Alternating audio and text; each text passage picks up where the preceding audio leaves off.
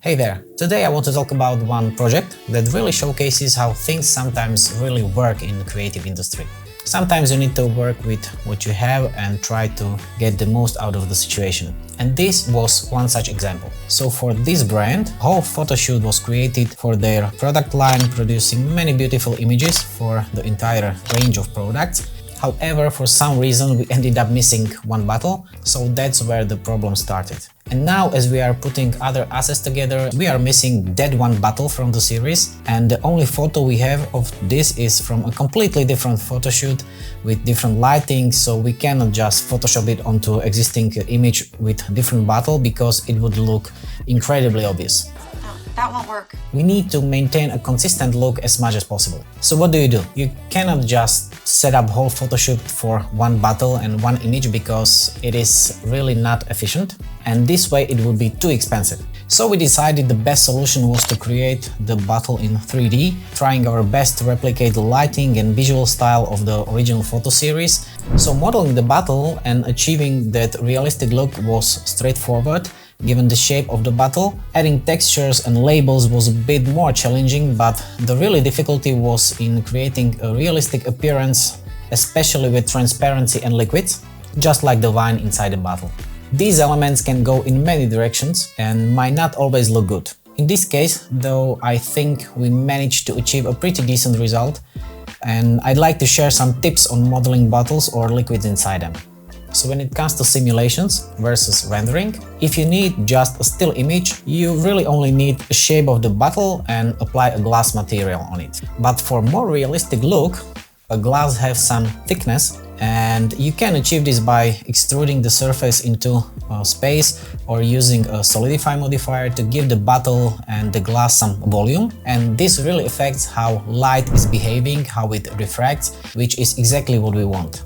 However, the biggest challenge comes when you put liquid inside. So the most logical solution would be just to copy the inner surface of the bottle, filling it and applying transparent liquid material.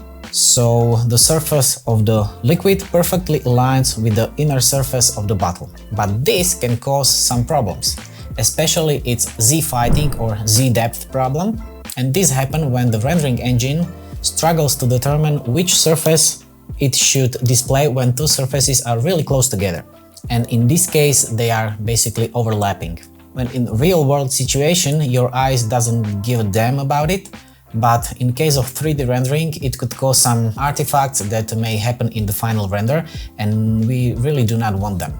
So the best solution I have found is to slightly alter the size of the liquid. You just expand it a little bit into the glass material, so those surfaces doesn't overlap and there is a bit gap between them.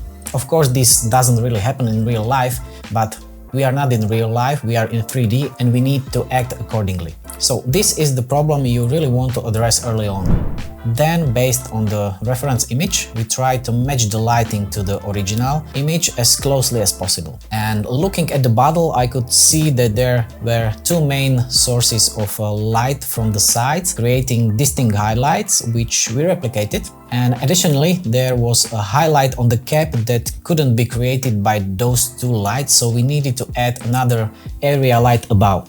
This setup, while simple, was crucial for highlighting the bottle, especially since this was the only bottle in the series with a light-colored liquid.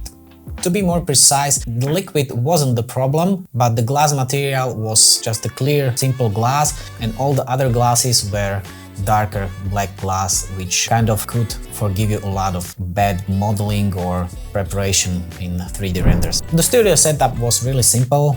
It was really just two planes. One was the ground and another one was background, which we separated with a simple spotlight that made the bottle stand out. We added some stones and rose petals to the scene, recycling the stones from another project because I really do not need to model them from scratch. In case of those petals, we downloaded free asset, so I didn't need to model it, and texture was created in Photoshop using a generative fill method, where I filled those bits that were missing, and these simple steps allowed us to create basically almost realistically looking rose petals, which are good enough for this project. The placement of the petals on the ground was done by just animating using basic physics, and rigid body simulation, which didn't require really much adjustment beyond a few tries to get a desired result, because you really do not know when you play the animation where the petal will end. So we mixed those initial positions and played the simulations like 3 or 4 times, and it was all good. So with those fairly simple steps, we were able to kind of recreate the one last missing image from the series. Now that we have it in 3D, I'm thinking of using it in kind of CGI ad, but that's it for this video.